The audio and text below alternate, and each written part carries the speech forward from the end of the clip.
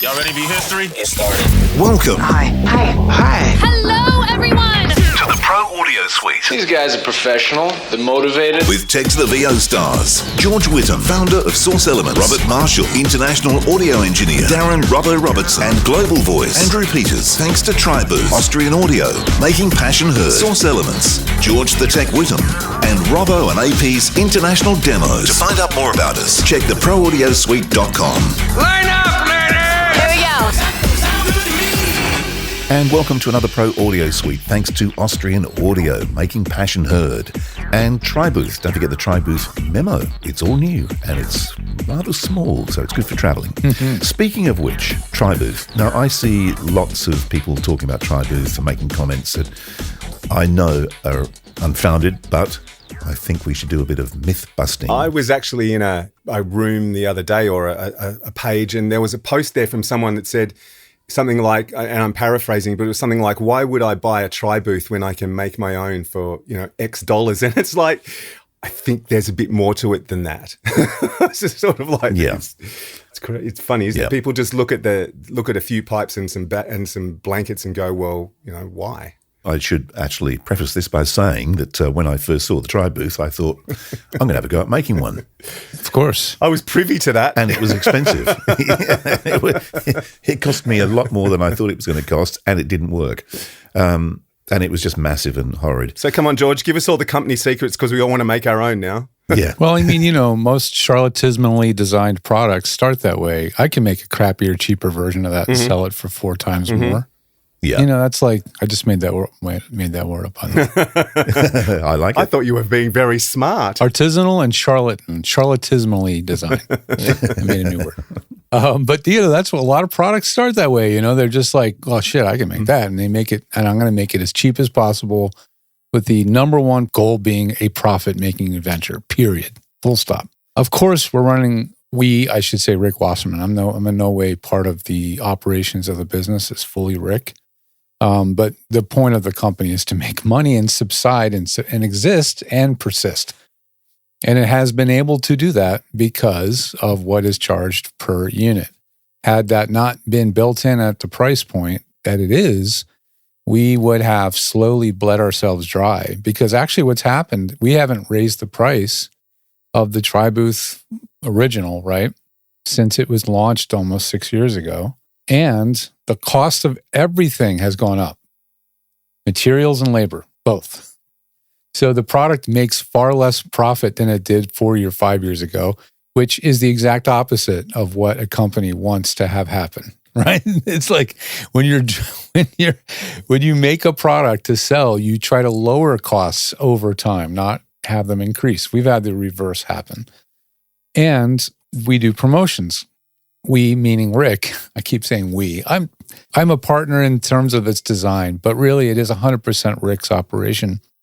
And the promotions happen at every holiday, and there's discount codes on our show, and so many of them are sold on promotion, so that the margin is even tinier. So I get a little piece of the action because I'm building filters for each person who purchases one. So all that being said, that's the reason it costs what it costs. And also the very best of every possible material is used in its design and construction, right? So we're not using off-the-shelf plumber's grade PVC. We're using furniture grade PVC. That's a lot more expensive. It has a thinner wall so that it's much lighter per foot.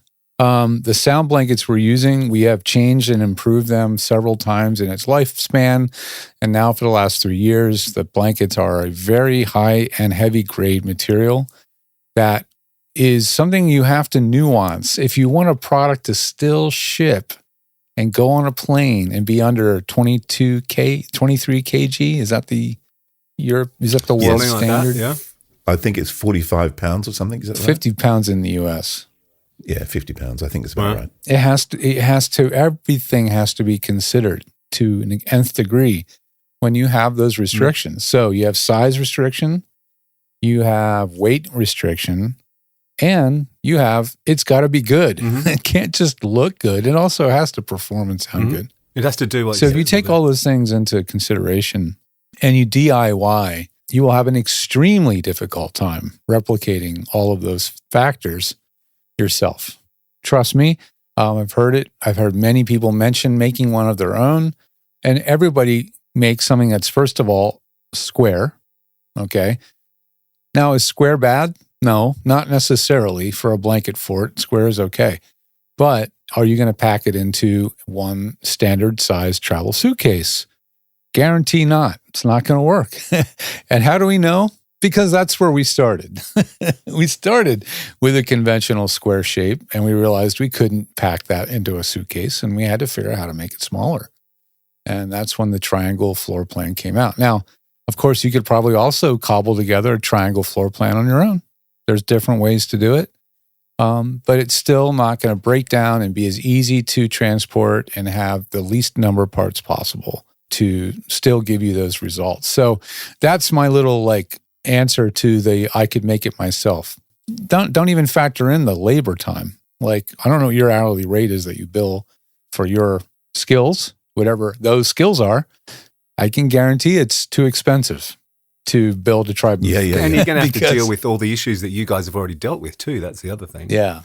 So these are the reasons it costs what it costs. Am I dreaming? Or did we talk about some of the design aspects in terms of acoustics actually inside the tri booth, like the blankets not touching the floor and stuff like that? Yeah. Was that purely a weight consideration, or do I remember you saying something about the sort of higher frequencies and how it helped that having some air come? No, it didn't really come down to frequencies. It really came down very much to a practical application of the materials. It just didn't need to touch the floor, was it? Was that what it was? Well, so we had to decide, again, weight and size, two restrictions. We had to decide, is it more important to have the blankets go from the roof height to the floor, but be one single thickness of blanket from top to bottom? Or was it better to have the blankets overlap themselves, have double the thickness of blanket at the top 1/3 of the booth, which is where your microphone and is, sacrifice space at the bottom and have the bottom be open? Right, that's what it was. So we, of course, tested those things too. And what we found out was you got better performance when you doubled up the blanket layer up by the microphone, where the microphone actually is, as well as on the roof. So after we doubled the sides up and got the double layer wrapping all the way around you, we still had a single layer on the roof. Well, in the room we were testing it in, Rick had this room in his house that was very barren. It was actually a really good use case of this space because it had hardwood floor and it was had minimal furnishing. So it was like a weird bonus room off the side of the garage or something. And it was a great place to test because we were testing it and still realizing there was too much liveliness. You were still getting too much reverb. And I thought, well, okay, we have a double layer on the sides. What if we were to figure out, what if we just double up the roof and just put another layer over the top? And that made a significant difference. It was like, wow, okay, that really works. So then what increased the cost of fabrication quite a bit was, how do you make a triangle piece for the roof that looks neat and fits nicely, then have another triangle piece that fits inside that piece and sews in and doesn't hang down and doesn't fall apart? That was actually really difficult. That was the number one most difficult thing to build correctly, was the triangle roof. And for many years, Rick's wife sewed these herself on not professional grade sewing machines, mind you, just, like a serious amateur would use, not industrial grade, right? And she would sew these herself. Wow. And we would have other people try to make them. We had several different vendors or local fabricators, assembly people, I don't know if they call them seamstresses anymore. That's an old school term, but we had different people try to make them, and they were not doing it up to snuff. And Rick's like, no, this isn't good enough. My wife Tamara is going to have to keep making these. And she did for the first 4 years. And now that they have relocated to Oregon, where cost of labor is cheaper, everything's less expensive, they're going to find a lovely husband and wife couple who are now hand assembling the booths for tri booths. Okay. Wow. So the gentleman, I believe, is doing the fabrication of the frames, and his wife is doing the sewing. So they're still handmade in Oregon So then you would say, well, why don't you make them in China, right? Of course, that's where everything cheap is made. It becomes a scaling issue, right? So if we want to get this thing to compete with the other things on Amazon, we can't make 10 at a time. We'd have to make 1,000 at a time. You guys know we've all been through it now with the Passport VO and what it costs to make small numbers of hand-built product, no matter where they're made, whether it's made in China or made in the US or Canada, it doesn't, or Australia. It's a matter of scale. And so these are made in small batches because, again, Rick very wisely decided he wasn't going to take out some massive loan as a startup for the company or become beholden to a VC, a venture capitalist, or some other thing. He bootstrapped this on his own dime and built it organically. And so that's the other reason why it is a small run and still kind of expensive product, That's what happens. If this thing was made by the 1,000 in China, we wouldn't have control over how well it's made and how well it's sewed together. And the actual materials the blankets are made out of, they could at any time switch them out to something cheaper. And now all of a sudden the next 1,000 smells like a chemical factory. Because they used a crappier, smelly blanket. Like do research for sound blankets on, moving blankets online and type in the word smell or stinks or smelly, and you'll see that so many products smell really terrible. Yeah. I mean, I don't know how many things you order from Amazon or online, but sometimes you open the package and the smell is bizarrely chemically laden. I just got these lighting diffuser panels for lights for a studio I'm doing. And I opened the package and it was that weird, familiar chemical, fluorocarbon-y, funky smell. Chemical smell when I opened the package, and I was like, oh, crap. And hopefully they're not going to notice because they're, these things are confined spaces for voiceover. You're in a very small space and you're breathing heavily. Right? It's all part of voiceover. The last thing you want to be is like ensconced in toxins. Talk about distractions. And smelly. So that's another consideration, right? It was very important to us. So there's just so much we thought about and obsessed over to get to the design that it is, and just scaling it up is incredibly difficult and still maintain the quality. The thing I like about the fact it's a triangle is that when you're traveling and you're in a hotel room or something that's not overly sizable, and you don't have the luxury of having a spare room to set it up in, it fits nicely in a corner. Yeah. There was the corner, the cornerability of it and taking less space is certainly a big part of the practical side of it being a triangle. But the actual acoustical benefits of it being a triangle isn't something that we've really been able to quantify. Right. If you know what I mean. We haven't been able to go like, well, if it was a rectangle of the same exact material in this size, how would it sound in comparison to this triangle format? But the bottom line is, it's not a soundproof box. It's not a chamber. It's a filter. The sound passes through the materials. It goes out into the space, reverberates around, and then whatever remains comes back and filters through the blankets again. Yeah. So you're getting like a lot of bang for your buck out of that material because it's not just hitting a thin fabric and then hitting a wall and then bouncing off. It's passing through, dissipating, and then passing back. So that opens up a whole another question then, George, going back to our episode a couple of weeks ago. What's the noise floor?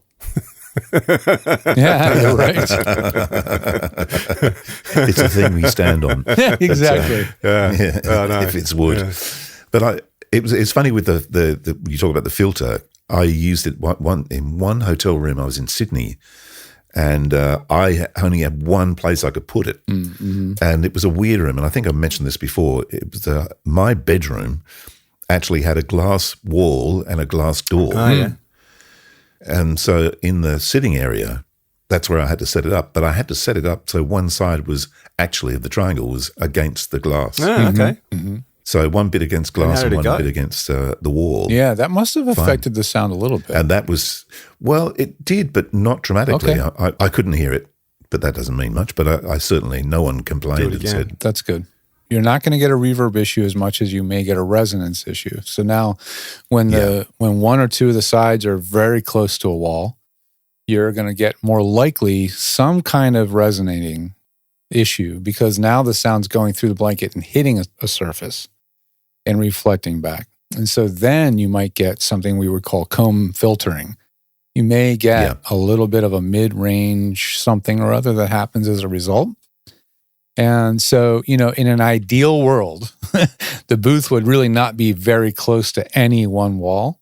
Maybe one wall, but not really a corner. So the irony is, it makes sense to put it in a corner, but you would theoretically, the best possible sound you would get is when it's not in a corner, like more in the middle of the room, right? So that's not always practical, but these are the things that affect sound. And so we want to take all those things into account. So when people ask, where do I put it? Say, well, corner's the obvious choice if that's all you got, but if you can put it somewhere else, that's great too. Another thing we found was that simply throwing a blanket on the floor can give you the last 5-10% of absorption that you might need. So if it's a really Spartan room, all hardwood, very Spartan, or God forbid, tile. Oh, wow. You're in Fiji or somewhere like that. Yes. Yeah, exactly. Spain, South America, anywhere they love tile. Tile is so reflective. So that's where you get the most trouble. So then taking a blanket or comforter and putting it underneath the booth, so you're standing on this large absorbing thing, can give you the last 10% of absorption that you need. I've also had people throw another blanket over the entire tri-booth roof. I think that can help too, but I found that it was still more effective to just put one on the floor. And it's easier too. It's easier than trying to put one over the whole tri-booth, because that's a lot of weight. And, all that extra weight on this frame, it can damage it when you try to take it apart. You have to be careful. The other optional add-on that just occurred to me that you should put in this thing is you could have an optional add-on of a room service tray holder. So while you're recording, you can have your lunch or your dinner or your breakfast there in front of you while you're munching away. I mean, you're on holidays after all. Come on. I know. I know. There's so many cool accessories that we could put in that package, That's also the other advantage of buying the tri-booth is it comes with comes with your iPad holder, it comes with your mic stand, comes with the light and all that stuff that you would never have if you made your own. Exactly. And you go buy all those objects, which you certainly can. We're not getting these, again, we're not buying those things at 1,000 at a time. We're buying them 10 units at a time from the same retail establishment that you would be. Pretty much. So we're not getting some crazy pricing. We're buying almost all the accessories at retail. So there's not any margin on any of that stuff. We just are turning it around. And so we do it because we just want it to be easy. The whole thing was think of everything. What is all the random annoying stuff an actor wish they had brought or packed or forgot to bring? What can we have already in the kit? And that's what's in the box. And so, even the copy holder is sturdy enough to hold a laptop. I don't know if I would put a 7-pound MacBook Pro 16-inch on it. Could do it probably in a pinch, but a 13-inch light MacBook Air or an iPad, or no problem. It'll hold those things with no issue. Well, I did. The last trip I did, that's exactly what I did. I put my MacBook Pro on the copy stand. Perfect. So I could record and read off the MacBook. So go back for us, AP, a few years when you tried making your own, because it was a dismal failure, I remember. But I mean, how much time and how much money do you reckon you sunk into doing that to go, you know what, it would have been easier just to buy one? Well, I did it as an experiment because I wanted to find out if I could do it. And I did build something, but it was ridiculously large. It was prohibitively expensive, I remember. Yeah. It was hideously expensive and a dismal, well, I'm going to say a dismal failure. It wasn't totally dismal, but it didn't do anything that it should have done. It was really heavy, very expensive, and labor intensive. Yeah. The first tri-booth that was made wasn't a tri-booth again. It was a rectangle. And it would pack down into a golf club's case. So, you know how big that is, right? It's tall. Yeah. It's large and bulky. And Rick carried and dragged that thing to and from the airport a couple of times. And he's like, dude, this is just too freaking big and heavy. It's too awkward. to travel with this thing all the time. And how are we going to make this smaller? And that's when we really dug into like, okay, how do we shrink it? We have to shrink it. We have to have more sections to each of the legs. All right, well, then how long should those sections be? You know, it's just when you get into the details and you look closer and closer, you find more details. That's why it just got such a process to design the thing and be nuanced. In fact, the new one, the Memo, which I had no direct involvement whatsoever in actually design and fabricating, that was another challenge because now we wanted to fit it into a carry-on bag.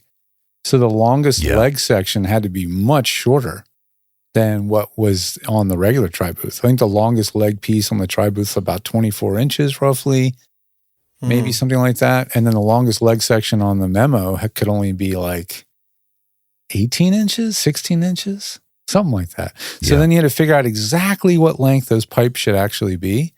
And then you want those pipes to be essentially all the same length so that when it folds down, it's using every square inch of the inside of the suitcase, right? And you also want to order all those pipes pre-cut for you so that you can assemble them more easily. Not He have should to have cut sold the them all. suitcase with it. For which one? The big one or the small The one? Memo. It should have come with its own carry-on suitcase. It could have. Well, if you just want to just add $100 to the price, I mean, everybody that wants that has a carry-on suitcase. It's the reason they want it. So that was part of the reason, I think. It was also price point. But as I was telling them earlier, like we don't make points or profit on all those retail items, like the cases and the lights and the power strips and all the other stuff. All that stuff's bought at retail.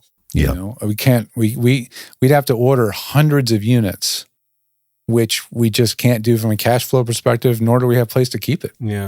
To store it all. Yeah, that's true. So it's a very nuanced thing, the scale that it's made at. But even the R&D that went into that, I do remember when it was first announced, and we did an episode with Rick and yourself. I think you were at Rick's place. You were out in a foyer somewhere. We were in a tri-booth in Rick's. It was like a community room in his building. Yeah, that's so it was right. this very empty room. It had like a sofa and that's it. And we were standing in there together with the booth, which was kind of funny. And kind of intimate. And intimate. Yeah, it's true. Very intimate. Now, Robert, have you gotten a recording from anybody and have you ever known whether they're in a tri-booth or not? I can't say I know that if they have or they. I've gotten plenty of clothes closets. Lots of overly tubby booths, you know, like the Boomy. Somewhere between 100 to 140 or 150 hertz. It's all it's all in that like 300 and down, like that box sound, and you can EQ. It's not unusable, you know, but you can tell someone's in like a tiny square booth. Yeah. I've never had anybody tell me or admit that they're using a tri-booth. I would actually assume that the tri-booth would sound better than the box because it probably doesn't have the standing waves in the same way. Right, it doesn't. That the 4x4 booths do. Like, it doesn't knock out the outside sound. It does a good enough job, if you're not doing anything really loud, it does a good enough job of getting rid of the room reflections. You know, if you're not screaming and really exciting the room, it kills that. So it does have its advantages, actually. If you have a relatively quiet space already, you might actually be better off with something like a tri-booth than a whisper room or any kind of a ISO booth. Yeah. Right. I agree. I mean, one of the things that I'll do as a customer is I will not just make you a filter, but I'll even try to match your sound from your home studio. Right. So if you are using the tri-booth for travel, for many people, this is their only booth, actually. But for those that actually do use it for travel and they do have a home studio, one of the things I'll do for them is I'll try when I make the filter to match the EQ of their home booth, right? So you add the boxiness back in? Well, that's the problem. Sometimes I'll get a sample from the home studio, booth, whisper room, whatever it is, and it sounds worse. Yeah. And then I'm like, now what do I do? Yeah.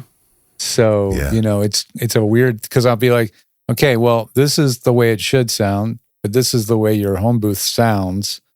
So I'm going to add some EQ here and there so that they kind of match. And then, because the whole point of making the match is so that you can pick up a job, pick up work, continue a campaign, all the kind of things, the reasons voice actors work on the road. You don't work on the road to do an occasional audition. You work on the road because you just absolutely have to. Maybe you work on the true. road because you're not working enough and now you're homeless. Well, No, you know why you work on the road is you work on the road because clients can't get the scripts right the first time around. That's why.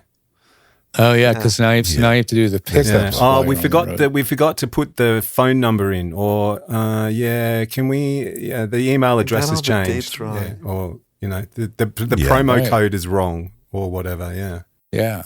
But it's funny though, because I do like pretty well daily stuff for Dubai and weekly probably jobs for Singapore. But the daily stuff, I know that the guy AJ, who's the producer engineer in Dubai, I've sent him stuff, and I'm really open, honest with him, and say, look, I'm on the road. Is it sounding okay? And I every time, or pretty well every time I've done that, he said, I can't even hear the difference, mainly because he's already got the processing set up For your as a template. So he doesn't even Plugs listen it to in it and before he turns it hits on. Yeah. process. so he has a Yeah. chain. So He's got a template. He knows he's going to run you through that chain. And so the first thing he Yeah. does is after he records you from wherever you are is hits play on that chain. And Yep. it matches well enough with the chain in place Yep. that He's happy. it doesn't even draw his attention that it's a different thing. it's funny because, I mean, if I'm sitting here, if I'm in my booth at home, I'm either using an 818 or an 18 Austrian audio through either the Grace M101 or a 1073 Neve. Right. But when I'm on the road, I'm using either, well, it used to be an SSL2, and now it's Passport. the Passport VO, and a 416. By the way, we're going to have more of those on the market, it sounds like. Yes, exactly. Yes. I did hear that. Yeah, team your passport. Yes. Don't know when, but we now have a lead 10 on of what, them? 15, 16, possibly yeah. up to 15 more units Wow. that are going to go through sort of a round 2 of fabrication, which A involves refabrication. a refurbishment, let's call it Yeah. that. And Yeah. and believe it or not, it involves an X-ray machine. Yes, it does, doesn't So it? Yeah. the USB chip, basically what happened is the USB chips were faulty on that round. And apparently, like this USB chip, the way it's soldered on, all the pins are directly underneath yeah. it. So the only way to take it off, solder it back on, they have to use an X-ray machine to check the solders once it's soldered back on.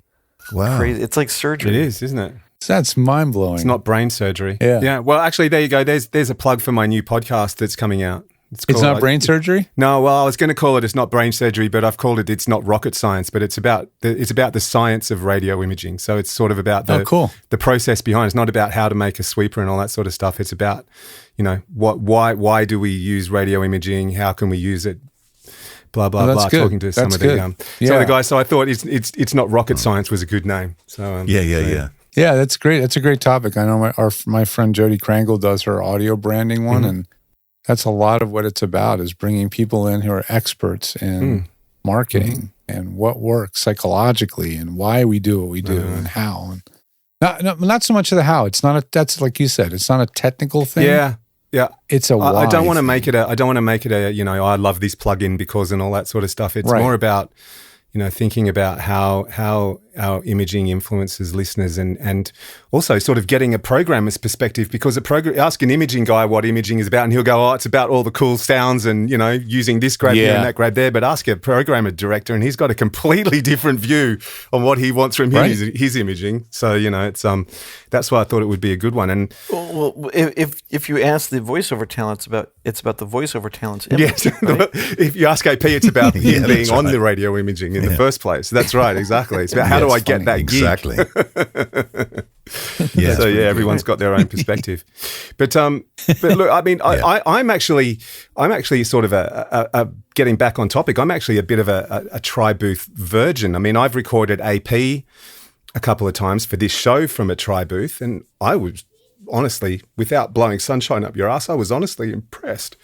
And AP sent me some samples when he's travelled as well a few years ago when he first got it to have a listen to. And I'll be honest, there's not much to pick wrong with it. No. I think the tri-booth is like, you know studios that have these like reflection filters around the mics and stuff? Yeah. Or a Yes. Robbo. So they have a nice live room, but they don't want a live sound, and then they put the reflection filter around the mic. Yep. You know, God forbid a music vocal. But I think something like the tri-booth would be better than those reflection filters close to the mic. And you don't necessarily If you wanna need to control the room. cover. You don't need to cover the opening too, probably, like for that kind of a use case. Like I tell people all the time with your tri-booth, you don't have to close the opening. You can leave the opening open in many cases. So if the space you're in is dead enough that it sounds good with the opening, the door, I guess, the flaps. Flaps up. If you leave the flaps open or flaps up, you can still get actually a really good sound. Sometimes that's all you need. Yeah.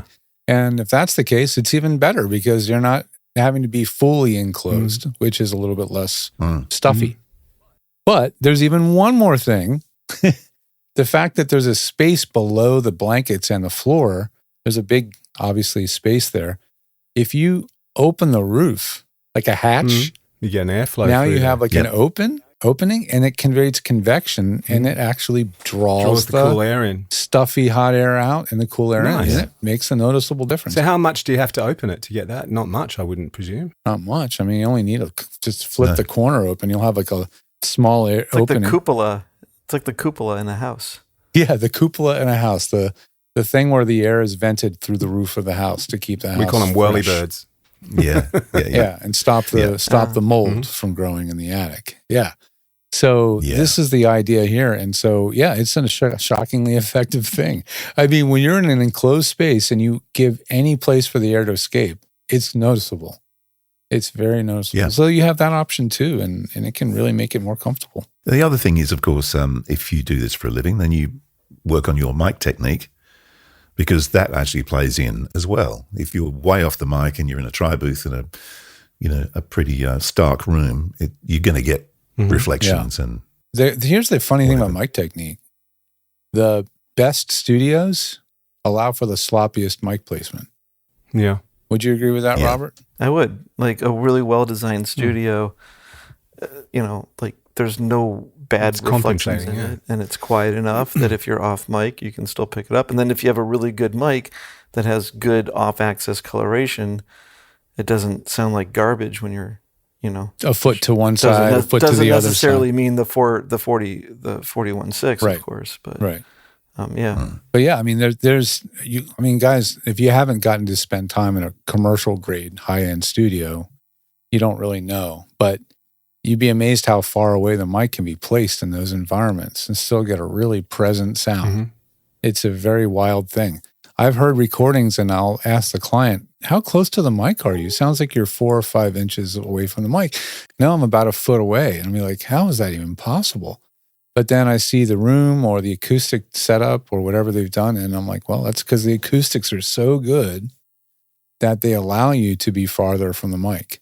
So smaller enclosed spaces require tighter mic placement. Full stop every time. So is there a mic that you would recommend? I mean, I know most people are going to take their everyday mic because for the reasons we've talked about, but if you were building a studio for the first time and you decided that you were going to use a tri-booth and then you were thinking, well, what mic would I pair with that?